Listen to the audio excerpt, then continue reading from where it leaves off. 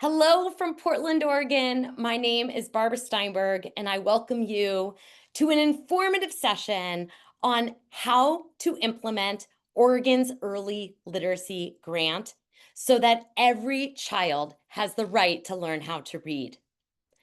I have dreamed about this day. In fact, when I stood on the steps of the Oregon Legislature in 2015, advocating for the passage of Senate Bill 612, which later became House Bill 1003, I knew that while it was amazing that one teacher in every K-5 would receive comprehensive dyslexia-related training, it was during this time of traveling to every school district. In fact, I worked with more than 60% of Oregon school districts, and I learned something during this time. It is that there is a body of knowledge about teaching reading that transcends geography, socioeconomic status, curriculum, certainly predisposed learning challenges like dyslexia. And it's knowledge that we teachers just weren't taught about in our teacher prep programs. And while, like I said, I learned so much from going into communities in Eastern Oregon and Southern Oregon and here in Portland, and learning that regardless of whatever your students' circumstances are, getting to reading success is possible. Is it easy? Of course not. If it were easy, everyone would be doing it. Maya Angelou says that when we know better, we do better. The passage of this Oregon Early Literacy Grant is our opportunity to do better. And I want to share with you the work that I've done, the evidence that I have to support the work that I've been doing, and to invite whatever school districts are ready to make the commitment. I don't want to do pigeon PD, where I come in and drop a load and fly out. It doesn't work. It doesn't translate to practice. And because I'm an educator at my core, and I want to see student growth as much as you do, I am looking for school districts that want to make the commitment to moving the needle from where they're at to where we know research says we can get to.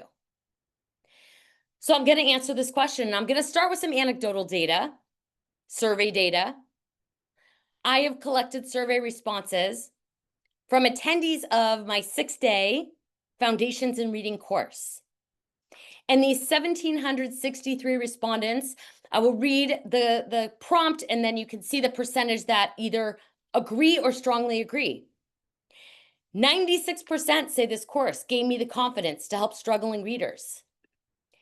98% say, I believe what I learned in this course is relevant to my work. 98% say the course was organized in a way that helped me understand the underlying concepts. 98% say the supplementary materials increase my knowledge and skills. 98% say they agree or strongly agree that they would highly recommend this course to other educators. 97% say the course met their expectations for the quality. And lastly, this 6-day course, which has been only offered virtually for the last umpteen years, if it was offered in person and virtually, which would you choose? And it's pretty split. Regardless of whether instruction is delivered in person or virtually, I am committed to delivering the knowledge that teachers need to then be able to translate it into practice. But how do we do that? I'm going to share 2 case studies with you. The first one is Malheur School District, Malheur ESD, which supports school districts out in Eastern Oregon. And the school district that I'm highlighting is Adrian. Adrian is a tiny community made up of one elementary school. 23% of students identify as students of color, and 39% qualify for free or reduced priced meals. There is a reading specialist who I had the pleasure of working with, Elizabeth Martin. And Elizabeth Martin started her journey on translating science into meaningful instruction when I first met her in my course in 2019. Elizabeth took that information. She continued to run with it to get the support of her district leadership. And this year, I cried tears of happiness when I saw this article in the Malheur Enterprise that Adrian School District's overall reading scores were the second best in the entire state for all kindergarten through 12th graders. That 83% of third graders in Adrian are proficient readers. And notice that by comparison, 39% of third graders in Oregon tested proficient in 2024. Are there educators out there who will sit and be able to translate that knowledge into practice like Elizabeth did? Absolutely. Can I take full credit for what's happened in Adrian? Absolutely not. Which is why just attending a knowledge building session is not enough. If educators aren't able to connect the knowing to the doing, then they will not implement when they go back into their schools. I have trained more than 1,000 different individuals like Elizabeth, and the number of individuals who can turn around and go back and gather the support of their leadership and be able to translate that to their staff are few and far between. Most districts are going to require a more strategic, a more scaffolded approach. And so the second case study I want to share with you is Grants Pass. Grants Pass, located in Southern Oregon, has 6 elementary schools. 27% of their students identify as students of color, 5,400 students in the district, 44% free and reduced lunch, and 15% receive special services. For 3 years, and I'll share what we did every single year, we went from building the knowledge to the application. You cannot have one without the other. A curriculum does not teach a child. A trained teacher does. So what did this 3-year professional learning cycle look like? Well, let me start by informing you, if you don't already know, that the delta between where we're at in terms of third grade test scores in Oregon and where we know research says we can get to is our opportunity gap. The science is what gives us the knowledge. Structured literacy is the path. And knowing the difference between those two terms is foundational for schools to do the work. There is no science of reading curriculum. There are practices and content aligned with the science of reading, but the science of reading itself is a body of knowledge. If your school district is at 50% proficiency, 60% proficiency, wherever it is, we can get you to 80% proficiency at core because that is the goal. 80% proficiency at core. And if you want to fix your reading scores, you start with core because no amount of intervention can make up for an insufficient core program of instruction. And year 1 has to be about knowledge building. Knowledge building for all stakeholders. Classroom teachers, coaches, administrators, instructional assistants, anybody who supports student learning engages in foundational knowledge building. Is it necessarily the same knowledge building? No. But they all need a common language. They all need a common background knowledge. We learn the research. We connect the research to standards. We learn things like syllable types. We learn how to explicitly teach vocabulary. This year of knowledge building as eager as teachers are to say, tell me what to do, so often we spend so much time talking about, here's what you do and here's how you do it, and we never have the why. The first year must be about the why. The beginning must be about the why. Now, once you have the why, then you can turn to the what and the how. And in year 2, which was 2023, 2024, I went school to school, classroom to classroom, modeling the instruction that I talked about in the knowledge building. We learned why phonological awareness instruction is so important, what the research says, and now you got to see me do it with your students.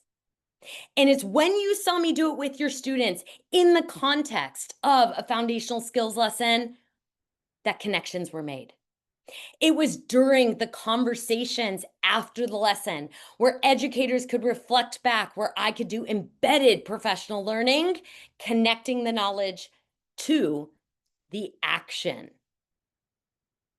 It was also during this year, as educators and leadership started to see that their curriculum had some big, giant, gaping holes. And they were not going to rely on ed reports to tell them what curriculum they should adopt. They were going to critically analyze various curricula based on rubrics provided by organizations that have absolutely no interest, financially or otherwise. And they did, and they adopted. And they didn't adopt and hand it to teachers and say, do this. They adopted with full support from their K-2 team. And then year 3, first year of adoption for Grants Pass School District. I got to come in along with the colleagues of these teachers who did model lessons of their curriculum. And we were able to have the most beautiful collaborative conversations, not focusing on necessarily the teaching, but on the learning. Walking through the steps of a lesson, providing clarification. And this didn't just happen once, it happened multiple times. It happened after I left the building because we fostered a community of collaboration where collective teacher efficacy is at the heart of this work. And as I head into year 4, now we're going to talk intervention. Now we're going to shore up and help those teachers whose data doesn't reflect improvements.